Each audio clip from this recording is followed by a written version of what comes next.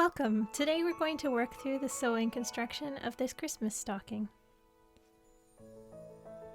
You'll need your fashion fabric, your lining fabric, at least 6 inches of ribbon, matching threads, pins, sewing scissors, a tape measure, paper scissors, tape, and your paper pattern that you've printed.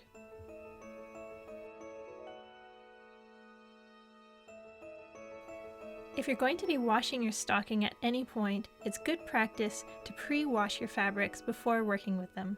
Fabrics can warp and shrink in the wash, so it's good to get this out of the way before you build your stocking. Look up extra care instructions if working with wool.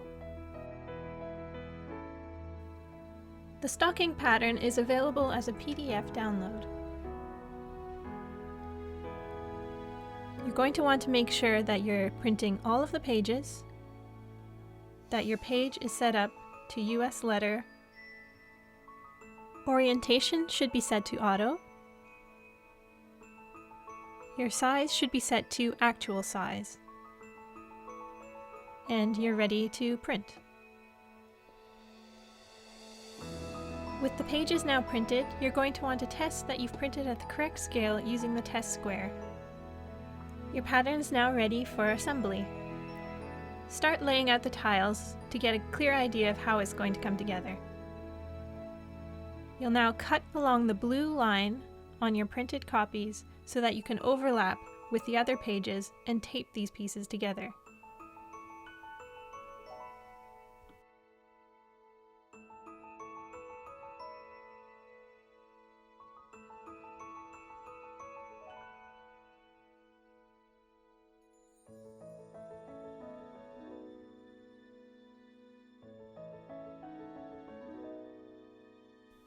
Our pattern's all taped and ready to be cut out.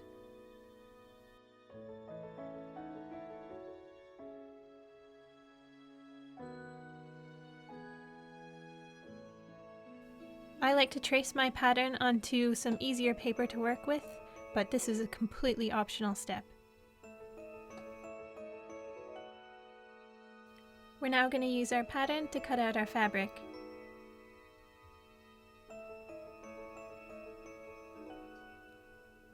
Prepare your fabric, making sure that you folded it in half so we can cut out 2 pieces at once.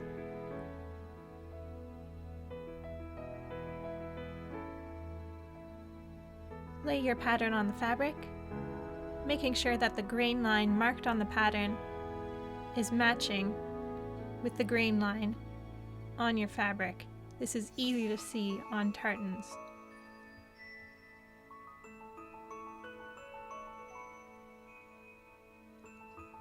Time to pin your pattern down onto your fabric.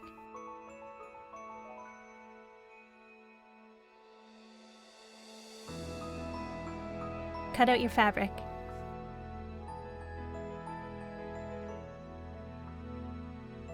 You may prefer to use a rotary cutter to cut out your fabrics.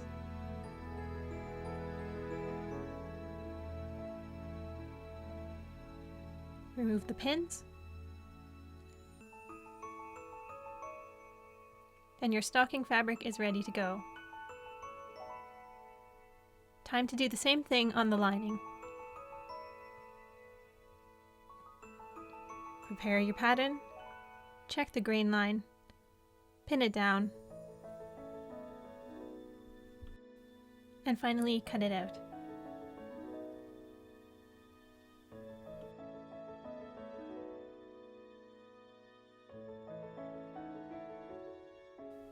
The ribbon will be for hanging up your stocking.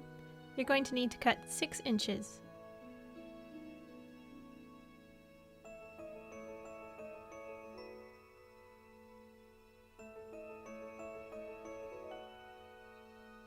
It will get placed on the lining fabric. We're going to mark where the placement is. This is marked on the pattern.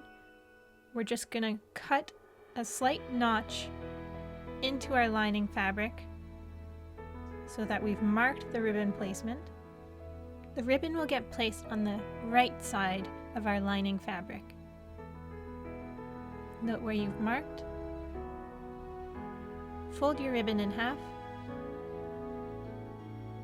and place it facing inwards on your fabric.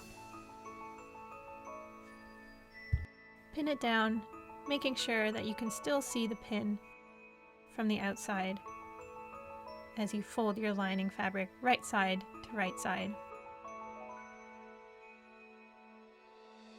With right sides of our fabric facing one another, we're now going to pin along the edge of our stocking, all the right way around, but leaving the top portion open.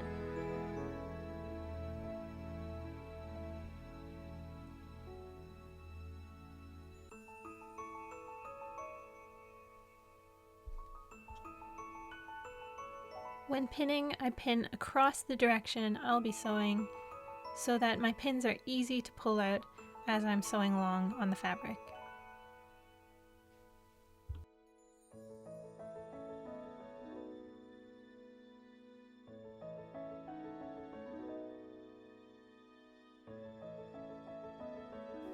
Time to repeat this pinning on the lining fabric.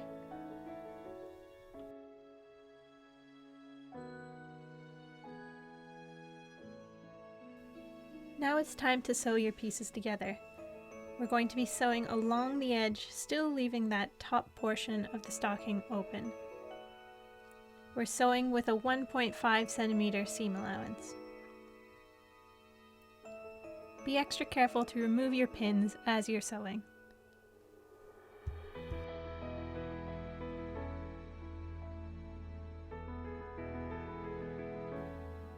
Finish off with a back stitch, clip, and you're ready to move on to the lining. Switch your threads if you need to. And time to repeat the same thing on the lining, again making sure that we leave that top portion of the stocking unsewn.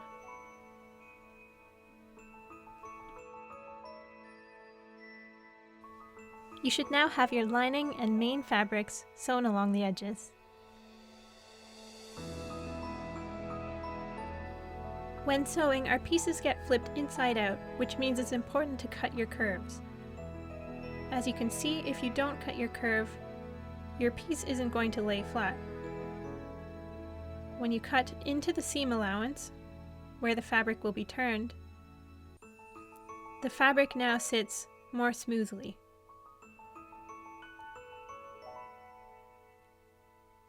This is an inner curve. I'll show you an outer curve.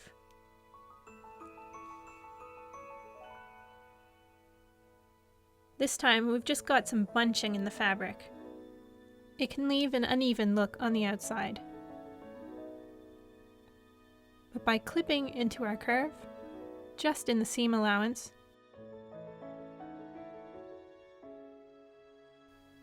our fabric can once again lay more smoothly.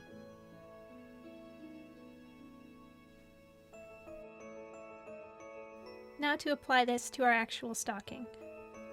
Note where the curves are, where we're going to need to clip.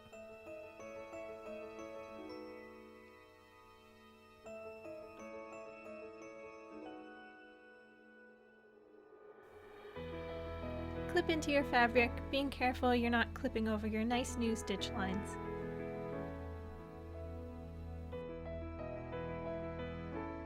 Don't forget to clip both outer and inner curves. Repeat the same on the lining.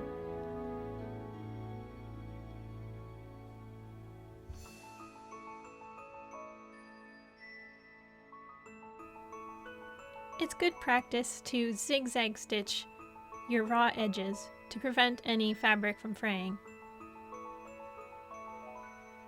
You can also use a serger if you have one.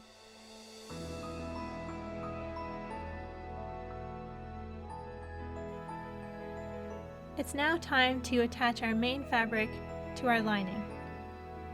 Take the lining and flip it inside out, so you're now looking at the right side of your lining fabric. The lining fabric now goes inside the main fabric stocking. Work them so that they're aligned on the inside, with right side facing right side. It's now time to pin these top openings.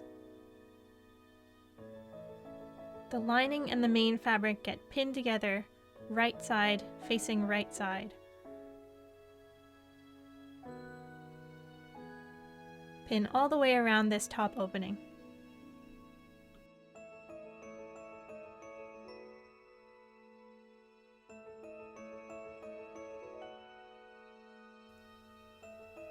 We now need to mark an opening in this top portion of the stocking.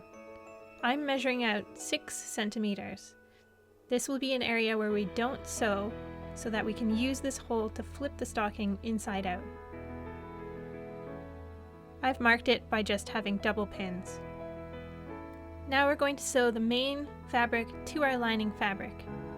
I'm starting at my marked point, where I left the double pins.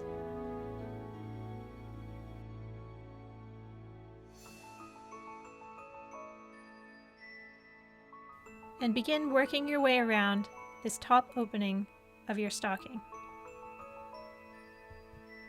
Once you reach your other marked double pins, it's time to stop so that we leave that small unsewn area for flipping our stocking.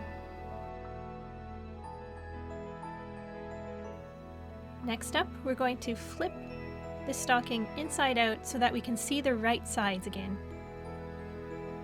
Pull it out through the hole that you've left in that upper part of the stocking.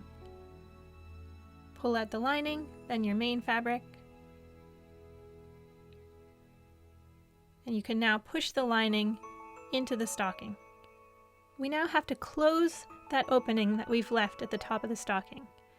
It's time to pin down the opening. We've now got wrong side to wrong side. Pin the whole way around. Sew through both layers of your fabric close to the edge.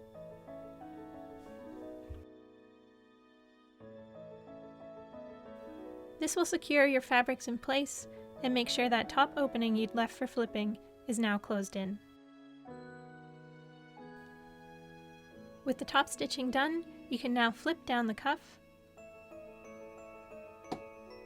and it's time to iron.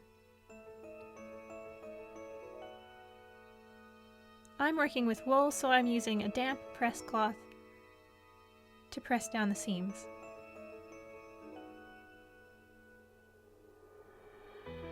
And there you have it, your finished Christmas stocking. Hang your Christmas stocking up, and who knows what Christmas magic can happen from there.